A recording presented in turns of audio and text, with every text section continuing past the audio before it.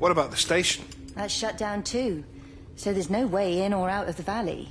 They're obviously serious about this flu thing. Phil doesn't think it's flu at all.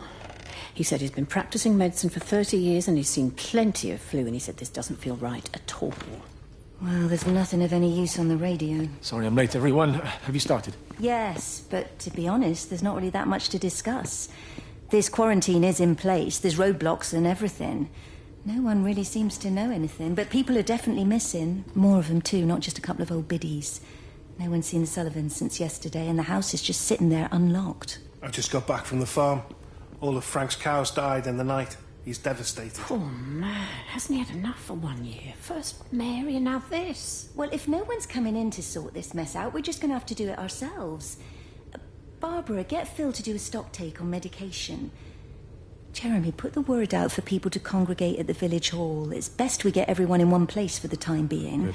I'll organise supplies. We'll have a lot of hungry mouths to feed. There's plenty at the depot, but well, let's start with what's here in the village. I'll draw up a rota.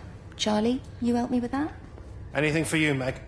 I'll head out into the valley and scoop up the isolated families and check in with Lizzie Graves at the camp. Has anyone seen or heard anything from Stephen Appleton or his wife?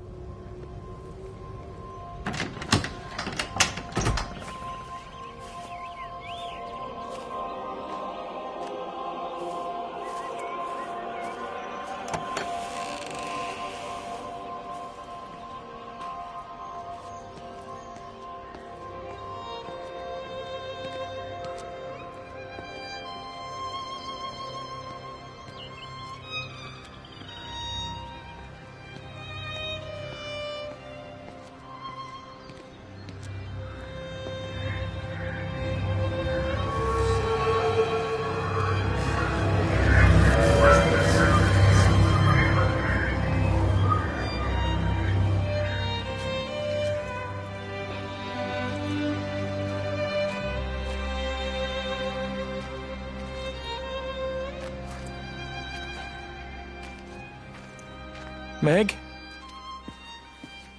Meg, are you here? Here. I'm in the lounge. There are too many empty houses tonight. Most of the village is gone now. My head's killing me. Have you listened to the phones? No, I thought they were all dead. There's a strange kind of static now. I think I heard numbers in it. It sounded like the American woman. Kate? She's still alive. No one's seen her. Is Charlie back? Not yet, no. I'm sorry. That's all right, Father. Listen, you go on ahead. I'll just rest here a little longer. Sleep well. 7, 1, 3. 1, 7, 0, 1, 7, 1, 0, 1, 0, 1, 5, 1, 2, 3, 0, 9, 1, 7, 1, 7, 0, 0, 1, 1, 5, 1, 7, 1, 3.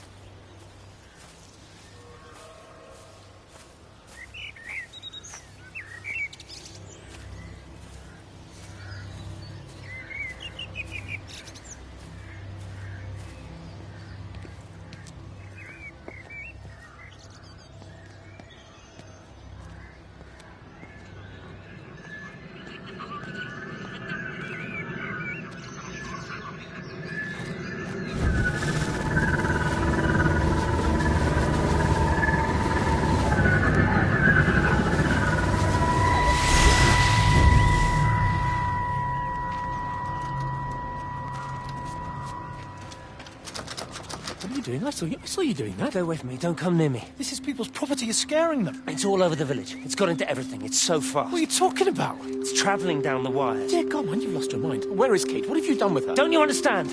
It's breaching the quarantine and adapting. Give me that bloody can. Hand it over, Appleton. Look, get off. No, Sam, stop it. You weedy little shit. It's Give me the mine. Can. Give me the Stop can. it. I need it. Grow up! Fuck. Oh, God, no. It's starting to manifest itself everywhere. Stephen, come back. Oh, Christ.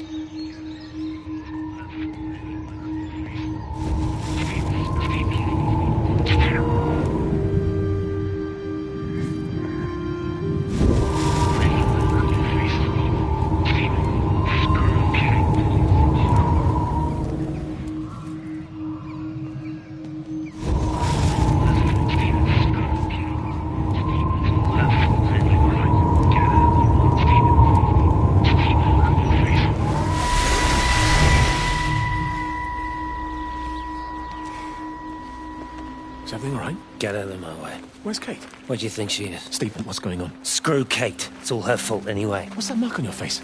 Stephen! Stephen!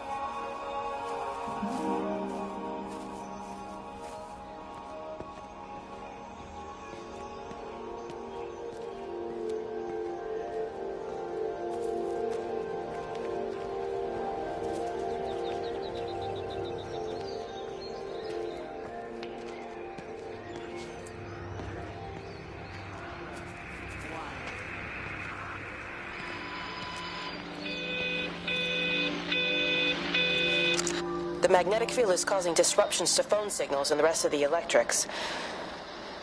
There are voices on the line. It's 4 a.m. Maybe everyone is up looking at the light show.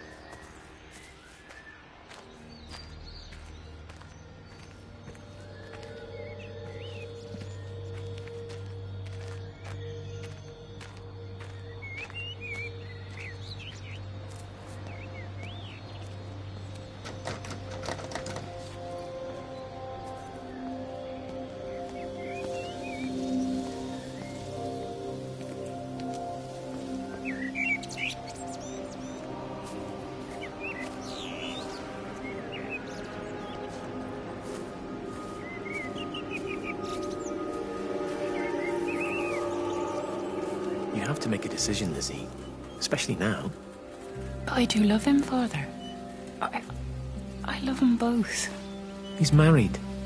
There are other people involved in this. Oh, I hardly think that anyone's in the position to claim the moral high ground, do you? Well, I take your point about Stephen and Robert, but I think Kate might see things differently. Do you? I mean, she's not screwing anyone else, pardon my French, but she spends all day and night locked up in that observatory. Stephen says they barely see each other. That's hardly a marriage, is it?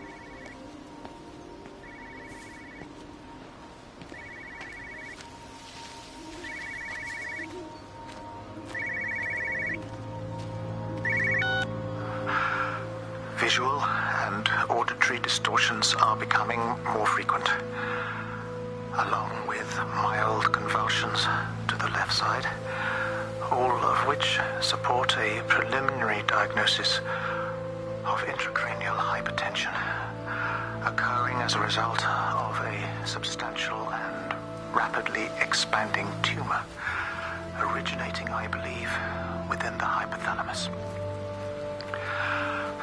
Cognitive functions are currently unimpaired.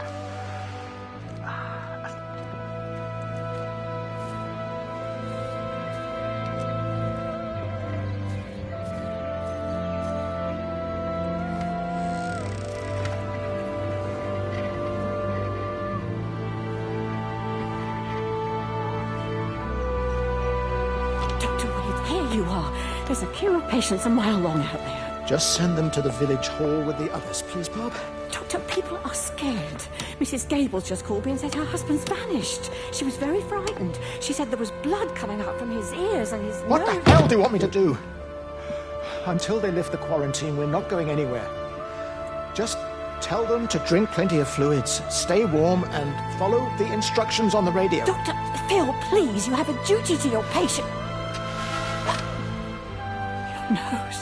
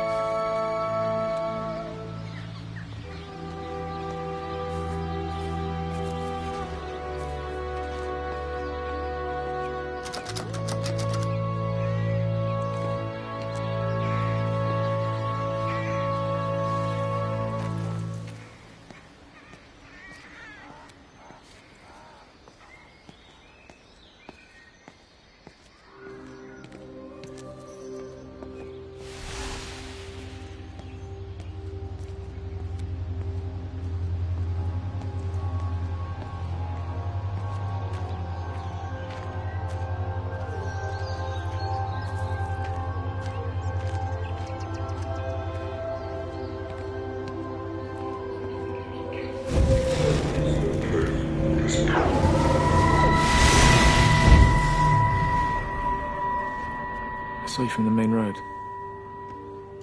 many people are moving around now. I was looking for Dr. Wade. Listen, Frank. I don't know what's happened, but your Stephen seems to think he's responsible. I reckon he is. He said, Kate's still up at the observatory, but the gates are locked. Frank, there's going to be a rescue soon, I'm sure of it. They'll send planes or something. Well, they'll send planes, all right. This pattern of his, we're in the center of it. Which means if they intend to stop it, we're right in the firing line.